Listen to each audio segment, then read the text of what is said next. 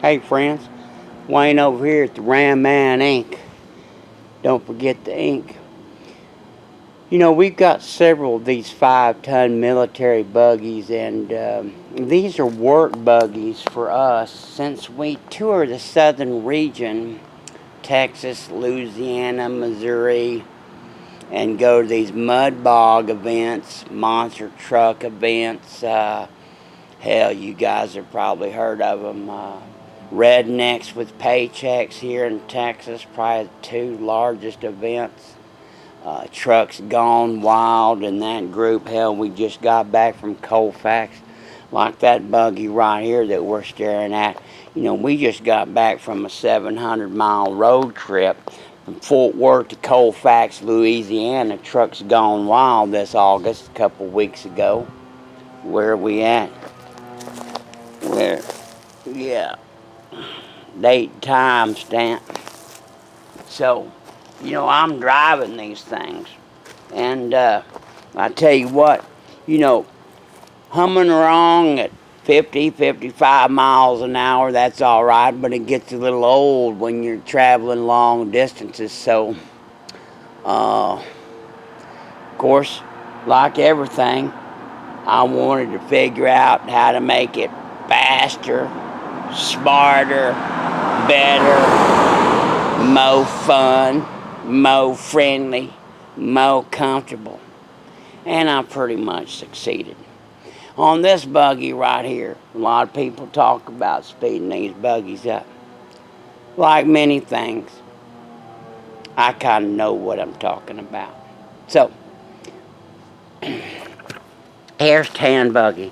Now, Tan Buggy comes in at about 33,000, 34,000 pounds.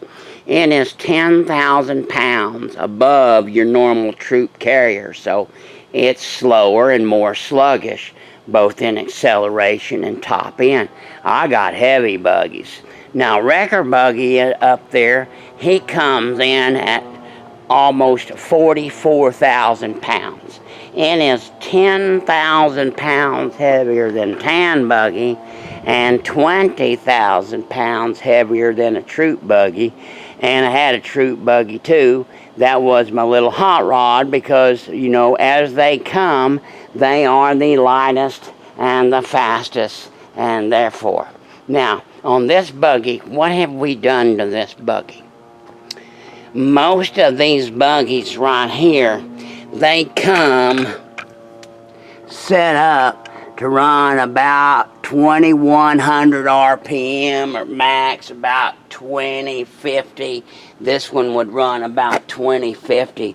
And what we've done with this one right here is we have installed some 180 shims. We're stepping up from 120 shims back here.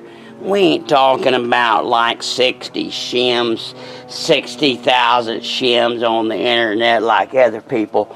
That's the smallest shim I make.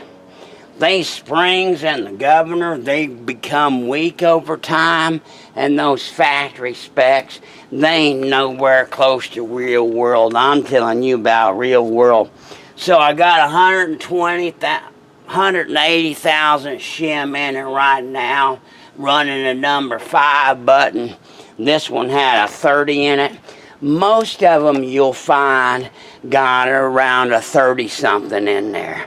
So, and then of course we have access to our throttle screw, which we backed out one full turn.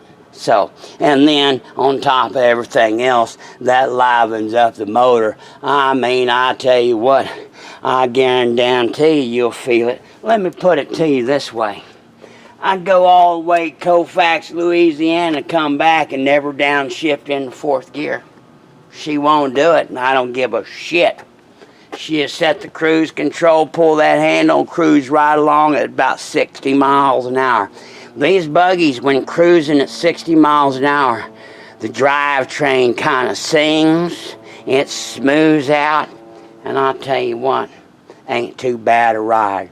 Anyway, so I've got the parts, I've got the technology. If you need some help hot rodding one of these 855s, naturally aspirated deals, man, I tell you what, I can help you out and tell you how to do it. And of course, one of the biggest things is, running summer caps. If you can completely disconnect the front end, I want you to think about something. Now, you now have a completely disconnected front end, and the entire thing is in free spin mode. Just like a lock and hub on your typical pickup truck. But like old Arthur Warren did back after World War II, the first thing he came out with was summer hubs for Jeeps. And they were aluminum castings that just covered up the hubs. And I'll show you what I mean.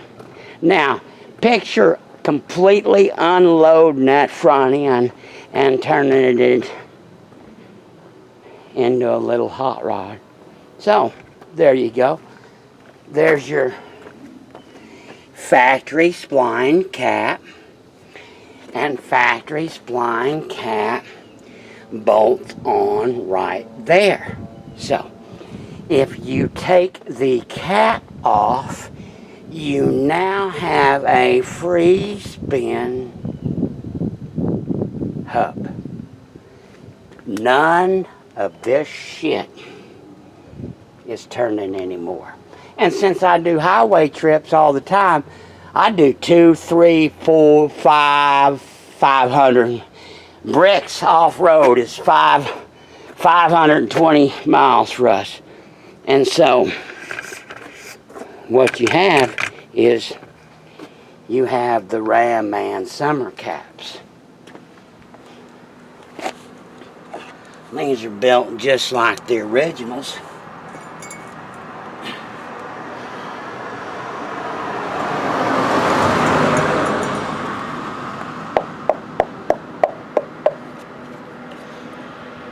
Machines. And bolt on just like that.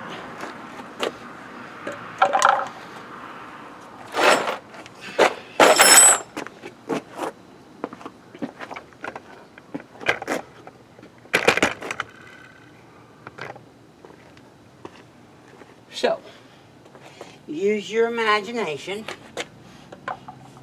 You're using the factory fasteners.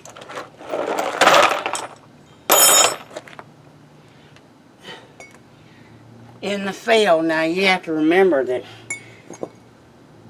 I've been working on this truck. You're not taking no tires off. You're not doing anything.